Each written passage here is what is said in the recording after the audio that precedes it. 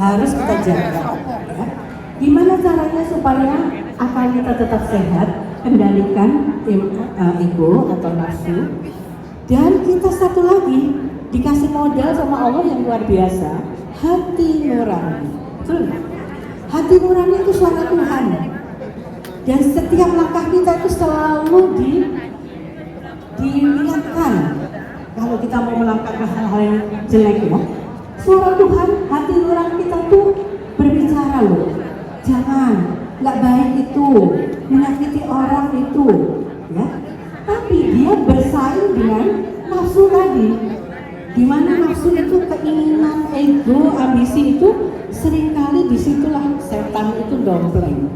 Ya. Keinginan itu tidak selalu kenangan hidup, kebahagiaan. Ya, jadi di sini sebenarnya keterampilan untuk mengaktifkan berpikir positif, melihat semuanya itu lebih dari sudut pandang yang positif daripada negatif. Karena kalau tidak, kita akan terjebak pada tadi perasaan sedih, marah, baper dan sebagainya. Padahal itu nggak perlu. Kita yang memilih. Jadi artinya kalau dibilang bahagia itu pilihan, ya itu benar.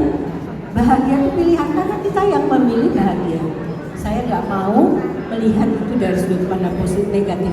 Saya lihat positifnya supaya hati saya senang. Menderita karena perasaan-perasaan negatif itu pilihan kita juga. Ya, jadi pilihan ada di kita. Bukan otomatis kita kemudian menjadi lansia, kemudian kita menjadi negatif terus ya. Itu pilihan kita. Ya, hanya kita mungkin sudah mulai sering terbiasa dengan melihat sesuatu itu dari kacamata yang negatif terus.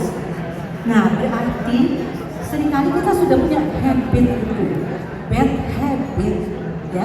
Nah, kita mesti ubah bad habit kita itu menjadi good habit, melihat sesuatu dari kacamata yang positif, apapun itu. Misalnya, anak kita ngomong misalnya agak ketus sama kita, ya. Terus kita biasanya tersinggung. Itu anak kok dulu enggak? Pikiran yang pertama kali muncul tadi menjadi satu pikiran yang lain yang positif. Kita bisa narasikan apa? Sudut pandang apa yang kita bisa lihat? Anak itu kasar sama kita, kira-kira apa yang kita mau lihat dari sudut pandang itu? Misalnya kita bisa bilang, oh dia lagi mungkin hatinya lagi nggak enak, mungkin lagi banyak kerjaan, ya, mungkin lagi stres, ya sudah biarlah. Kalau kita fokusnya ke sana, itu bukan karena dia tidak punya uang, ya, artinya secara finansial dia kuat. Tapi dia tidak punya teman, karena anaknya sekolah di luar negeri, ya, sehingga memang dia nggak punya teman. Nah, mungkin perlu tempat, ya, tempat tinggal, tidak di rumah sendiri atau di keluar dari trauma tersebut, maka yang terjadi adalah tadi tidak balance tadi, ya, makin maksud tidak memahami, makin spiritual dia, makin keras. Ininya hatinya untuk bisa menerima. Dia hanya dirasakan meski Tuhan tetapi perlukan batin tulang sudah sejak lama. Meski hujan, meski panasnya ada masalah, siapa bilang lansia hanya meminta? Jangan percaya orang punya cerita.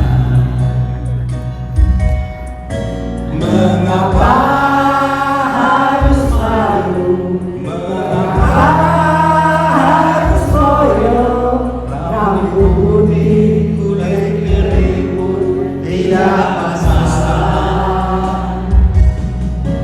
Biar umur tinggal bonus, biar lutut harus dibungkus, tapi lansia tetap semangat di hati.